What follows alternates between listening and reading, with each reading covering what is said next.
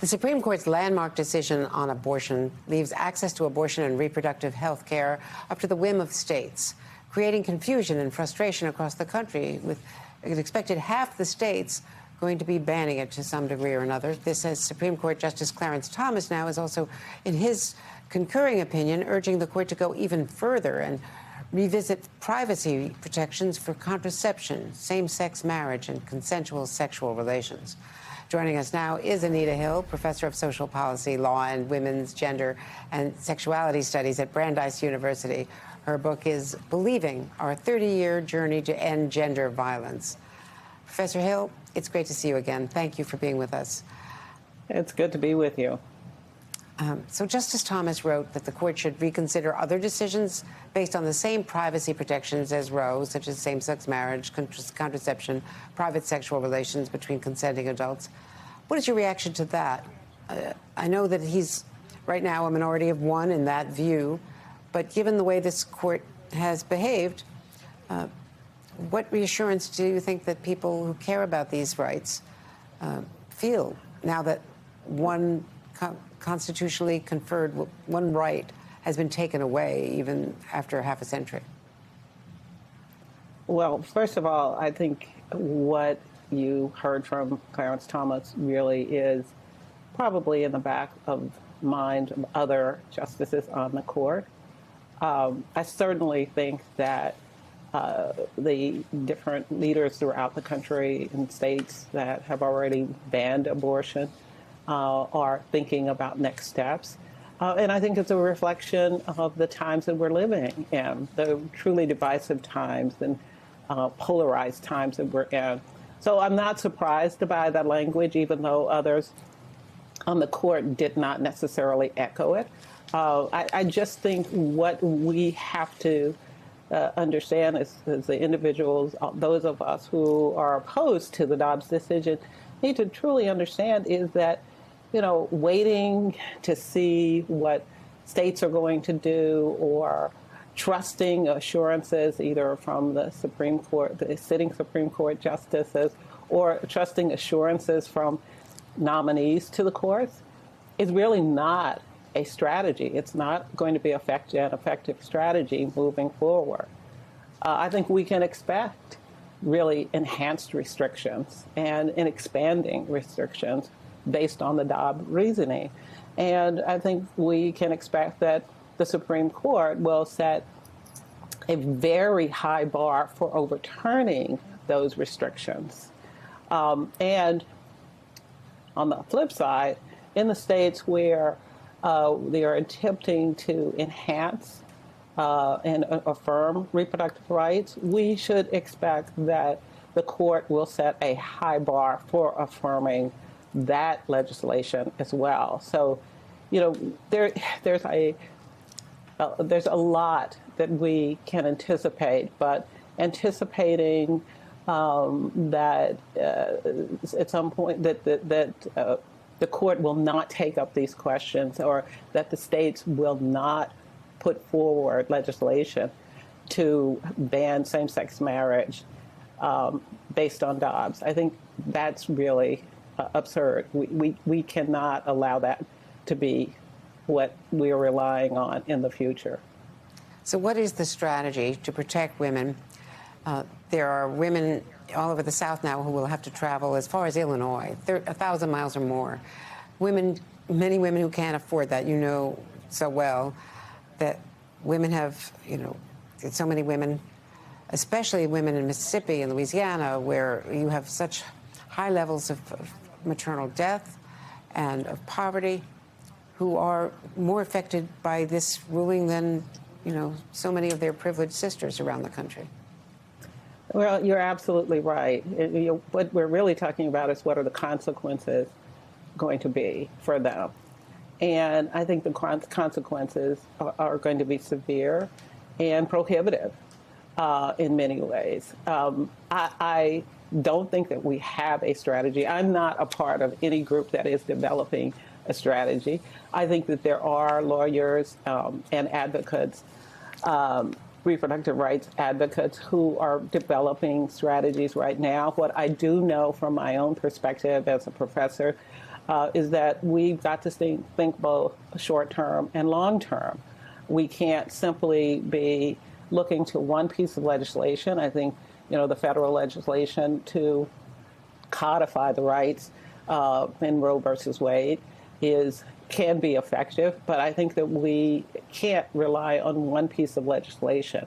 I think we've got to help states that want to provide these protections, and support them in the states where abortions are still possible. But I also think that we need to continue to put pressure on states where the restrictions exist. There's got to be litigation filed against these restrictions that are going to range for a whole behaviors, a whole range of behaviors, not simply the same-sex marriage restrictions that might be put in place, but also this idea of vigilantism, where that you can send neighbors out to make sure that the law is enforced as opposed to law enforcement. The idea of restricting travel, women who want to travel to other states. All of those things are up for grabs now. So any kind of strategy that we have has to be multi-level. It has to be at the federal state, at the federal level. It has to be a strategy at each state level, whether it's quote red or blue states. And it has to anticipate a whole slew of consequences, and some of them are pretty dreadful. One of the things that I think we haven't thought enough about is this idea of how the ways that some of these laws are written, especially those that allow for vigilantism, how they're written really invites a certain kind of emotional, if not physical, violence on women. It invites intimate partner violence, where women are coerced into having children because they don't have an option for abortion or maybe even contraception. So we've got to think on a whole range of issues and multi-level in order to restore some of what has been lost through Dobbs. And Professor Hill, I want to ask you about Ginni Thomas, because she's now a public figure, because of her controversial role, all those emails to Mark Meadows and others involved in the plan to overturn the election. Very unusual for the wife, the spouse of a Supreme Court justice. Do you think that he should be recusing himself from election cases? Yes, I think that there is, at least for the public, what I'm aware of, there's plenty of evidence of conflict of interest. I don't know what the processes are for recusal, but what I think is that there need to be in place some systems for requiring a recusal when there is an obvious conflict or a semblance of conflict. The confidence of the American public in the courts today is at an all-time low, and it's getting lower. And so what we have really is a situation involving a conflict that really undermines the integrity of the entire court. And something needs to be done, whether it's done by the Senate, the Judiciary Committee, or whether it's done by the court itself, Justice Roberts. It needs to happen. And so that issue, I think, is clear, but there doesn't seem to be any way to address it. But more importantly for me, when we talk about Dobbs, this is just one area of concern in terms of conflicts of interest. What I want us to think about is how are we going to move forward? And you talked about strategy. Part of our strategy moving forward, whether it's on this issue or related issues, is we've got to have strong dissents in these cases that are, will be coming up before the court. And the strong dissents have to come from the minority group of 3 liberal judges, we'll call them, who will be putting together the roadmap for moving us forward in terms of the legal strategy. The policy strategy will be led by someone somewhere else. But the legal strategy can be led by 3 justices who I have every confidence in, who can help us understand how we can, as I said, restore the protections that people need to survive. And we have, I think, 3 excellent options for those kinds of dissents that will become the law in the future. Well, let me quickly ask you, I know that many people may not realize this, but Ginni Thomas, back in 2010, called you and asked you to apologize somehow for your testimony, and you were a reluctant witness. You were brought into that. You didn't raise your hand back in 1991.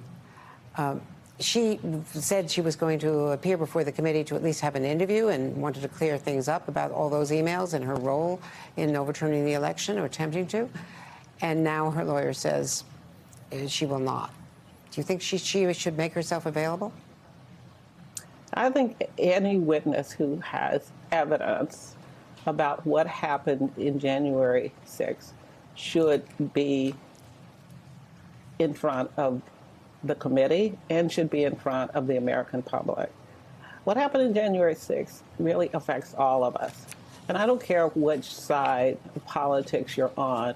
Anytime you're talking about an event and people who were engaged in something that will undermine our democracy now and in the future, we deserve to hear. We deserve to know. And so I of course, think she should speak to the committee.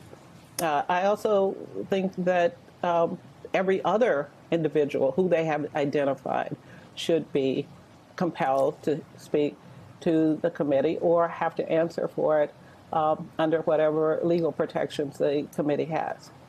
Anita Hill, thank you. Thank you very much. And Anita Hill's book is Believing: Our 30-Year Journey to End Gender Violence.